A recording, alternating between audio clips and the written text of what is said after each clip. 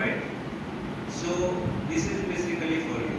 एक छोट्या भाषेत सांगायचं झालं उदाहरण देऊन, तुम्ही ह्या संस्थेला आणि या कमिटीला आणि या कमिटीमध्ये डेडिकेटेड काम करणाऱ्या लोकांना असं बघतो की you all have learn science. Okay, त्याच्यामध्ये climbers, creepers, type of trees तुम्ही शिकले सर.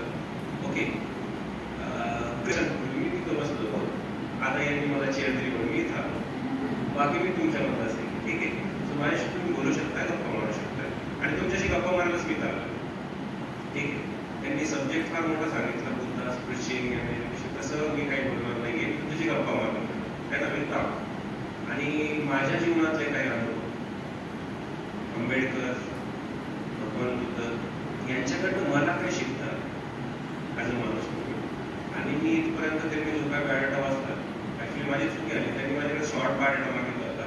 आता माझा प्रॉब्लेम, तुम्हाला नॉलेज द्यायला इथे येतो, तुमच्यासाठी वेगवेगळे प्रोग्राम करतो, तुम्ही आमचा आधार घ्या, क्लाइंबर बना आणि आमच्यापेक्षाही उंच व्हा. साधू साधू साधू ह्या अपेक्षेने हे प्रोग्राम ऑर्गनाईज करतात.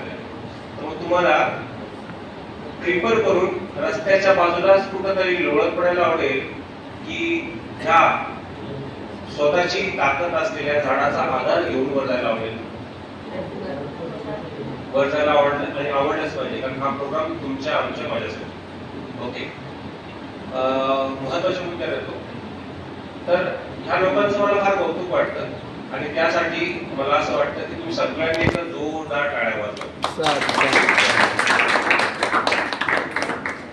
So I congratulate these people and I'll start with the today's session. तसं गौतम बुद्धांच्या प्रीचिंगवर मला बोलायचं आहे, पण आता जे इंट्रोडक्शन झालं त्या इंट्रोडक्शन मध्ये मला हे कळालं की खूप मोठी लेक्चर सिरीज ऑर्गनाईज करण्यात आलेली आहे तुमच्यासाठी.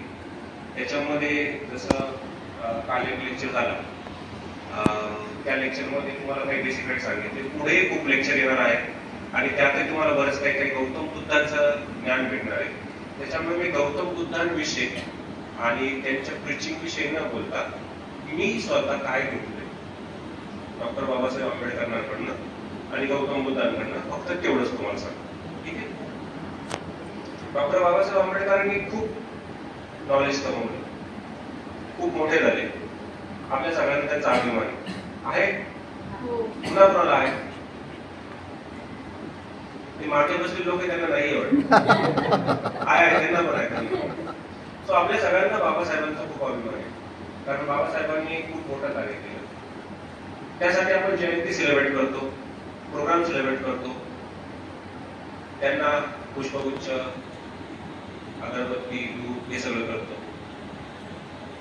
पण मला विचारा, माझ्या डेफिनेशन मध्ये बाबासाहेब आंबेडकरांना खरी श्रद्धांजली किंवा खरी आदरांजली तीच ठरेल ज्यावेळेस तुम्ही फक्त आंबेडकर जयंतीत जाऊन डीजेच्या तालात न नाचता, फक्त त्यांना फूल अगरबत्ती न चढवता, त्यांनी जे विचार आपल्यापर्यंत इम्पार्ट करायचा प्रयत्न केला आहे ते जोपर्यंत तुम्ही घेत नाही तोपर्यंत बाबासाहेबांविषयी तुमचा रिस्पेक्ट आहे असं मी मानणार नाही.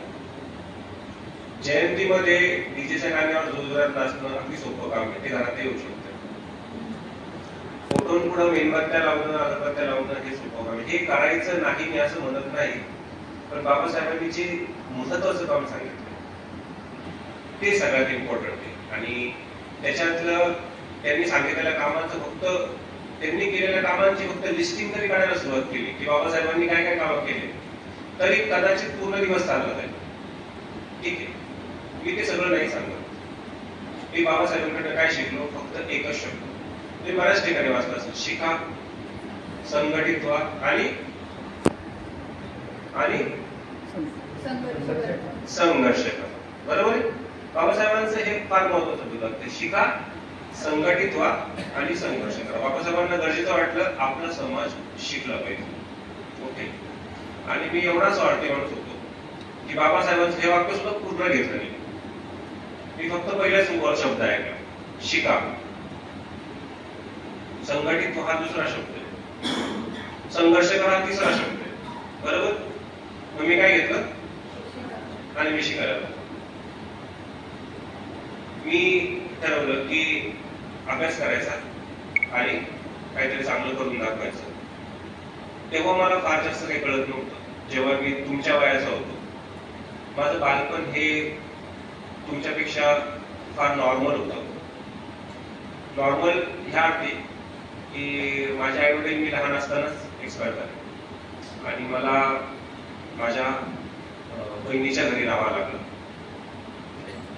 तिथं राहत असताना मला आशा मराठी शाळेत टाकण्यात आलं, मराठी स्कूलमध्ये. मराठी स्कूल तुम्ही सगळे तुमचं मराठी स्कूलमध्ये कोण कोण आहे?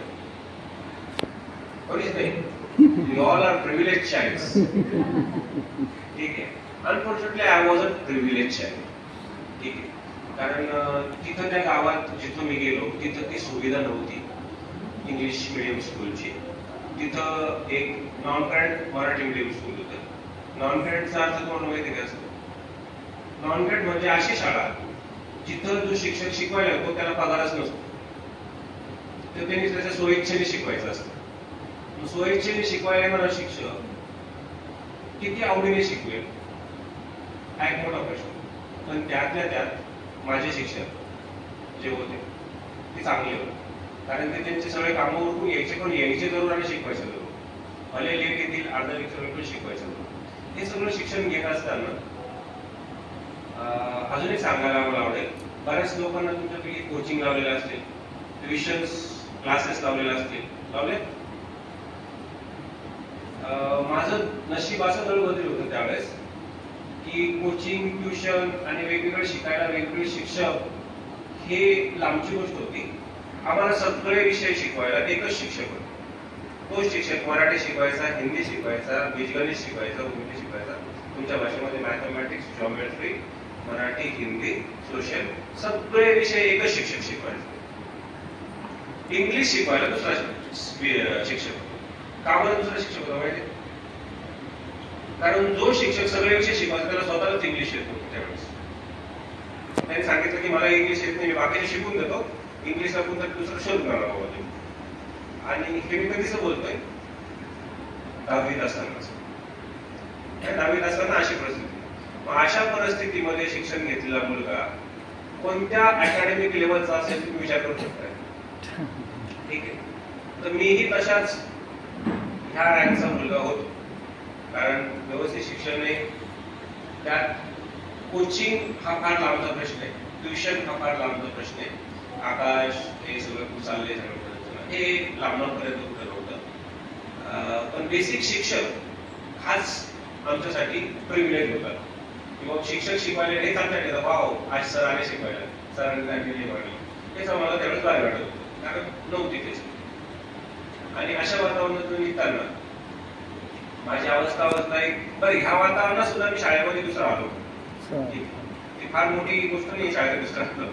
शाळेत दुसरा आलो पण मला इंग्लिशमध्ये फक्त 49 मार्क्स होते. गणितामध्ये मला 148 होते, मॅथ्समध्ये 148, सायन्समध्ये 132, इंग्लिश मराठीमध्ये चांगले होते. पण इंग्लिशमध्ये ॲव्हरेज आहे ओनली 49 मार्क्स. कसा बसा मी पास झालो. आणि शाळेत दुसरं आल्यामुळं घरातले एकदम असे एनर्जीमध्ये आले की हा येस येस येस शाळेत दुसरा आला, आपण आता इंजिनियर बनवूया. ठीक आहे, इंजिनियर बनवूया. त्यावेळेस IITचे आणि हे सगळे प्रकार मला तरी माहिती नव्हते. तुमच्या वयात तुम्हाला जे काही माहिती ना, आकाश अँड तुमच्या पोटामध्ये जाऊन थोडं शिकताय तर ते सगळं चाललंय, हे मला 10वी पर्यंत काही माहिती नव्हतं. मला सांगितलं कुठे ऍडमिशन भेटते बघा. माझं ऍडमिशन झालं गव्हर्नमेंट पॉलिटेक्निक नाशिकला डिप्लोमा. ऍडमिशन भेटलं, मी शाळेत गेलो आणि कॉलेजमध्ये गेलो आणि मी वर्गामध्ये 10वीला दुसरा आलो होतो. दुसरा किती? सेकंड. त्याच्यामुळे मी बेंचवर जाऊन पहिल्याच बसलो, फर्स्ट बेंचवर. पण मोठा आदमी फर्स्ट बेंचवर भेटले. फर्स्ट बेंचवर केमिस्ट्री. केमिस्ट्रीच्या मॅडम आल्या, नेमाडे मॅडम, अजून नाव आठवतं मला. आणि त्यांनी केमिस्ट्री शिकवायला सुरुवात केली. क्वाईट ऑब्वियस डिप्लोमाला होतो इंग्लिशमध्ये. त्यांनी अशा काही केमिकल रिॲक्शन, असे ॲटॉम्स, न्यूट्रॉन, प्रोटॉन आणि काय काय काय काय बोलल्या त्या पहिल्या लेक्चरला. ते सगळे ॲटॉम्स माझ्यावर अशा प्रकारे बंबाट झाले की माझ्यामध्ये एनर्जी उरली नाही. मी घाबरून गेलो, मला काहीच कळलं नाही. मी चुपचाप दुसऱ्या लेक्चरला दुसरा लेक्चर सुरू व्हायच्या अगोदर तिसऱ्या लेक्चर बसतो. म्हटली कसे डायरेक्ट तोंडावर ऑटोम्स येत आहेत मॅडम, त्याच्यापासून थोडंसं सेफ करतो. दुसरा लेक्चर होता भाटे सरांचा, अजूनही मला आठवतो भाटे सर. फिजिक्सचा लेक्चर सुरू झाला. भाटे सरांनी ग्रॅव्हिटेशनल लॉ शिकवायला सुरुवात केली आणि तो ग्रॅव्हिटेशनल लॉ शिकत असताना मला पहिल्यांदा कळालं की ग्रॅव्हिटेशनल लॉ इंग्लिशमध्ये एवढा कठीण होईल, कारण माझ्या काही पहिले पडलंच नाही. भाटे सरांनी बरंच काय सांगितलं, मला काहीच समजलं नाही. मला लक्षात आलं की माझी अवकात काय. मी तिसऱ्या बेंचवर उठून सेकंड लास्ट बेंचवर येऊन बसतो आणि अशा ठिकाणी बसतो की माझ्या पुढे एक उंच मुलगा असेल आणि मला तो शिक्षक पाहू शकणार नाही. त्याला लपून बसणे म्हणतात. ठीक आहे, I was hiding behind someone. की टीचरनी मला नोटीसला सांगितलं की यू टेल मी समथिंग, आणि आय वॉज लाईक तुमचं काय बोलतं ते कळतच नाही, तर what should I tell you, I cannot tell anything ना. माझ्या इंग्लिशची अवस्था अशी होती. मला आय यू गो हॅव